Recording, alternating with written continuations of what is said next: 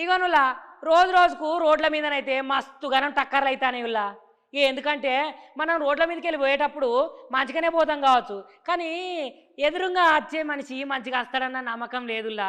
ఇక మనం ఎంత పతి పైలంగా పోయినా, మనం ఎంత పతి పైలంగా డ్రైవింగ్ చేసినా కూడా ఈ యాక్సిడెంట్లు అయితే అవుడైతే తప్పుతలేదు. ఇక గీ ఈరయ్య ఇప్పుడు ఈ ముచ్చట ఎందుకు చెప్తానంటే, మన హన్మకొండ జిల్లా ఉన్నది కదా, గా హన్మకొండ జిల్లా దగ్గర కమలాపురం అనే మండలంలో ఇగో గిట్ల జరిగిందుల్లా.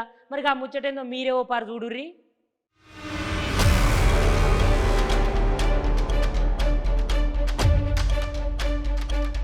చూస్తుంటే చూస్తుంటే ఈ దునియాలో జనాల కంటే వాహనాలు ఎక్కువయ్యేటట్టున్నాయి కదా. రోజు రోజుకు కొత్త కొత్త బండ్లతోని, కార్లతోని, లారీలతోని రోడ్లన్నీ నిండిపోయి జాగా లేకుండా తయారైతుంది. ఇట్లా వాహనాలు పెరుగుతోని ట్రాఫిక్ ఇబ్బందులు, యాక్సిడెంట్లు రోజు రోజుకి ఎక్కువై పోవట్టే. నిన్నటికి నిన్న ఏకంగా లారీ ఇంట్లోకి దూసుకుపోయింది. ఇట్లా చెప్పుకుంటూ పోతే వశంగానే టక్కర్లు జరగబట్టే.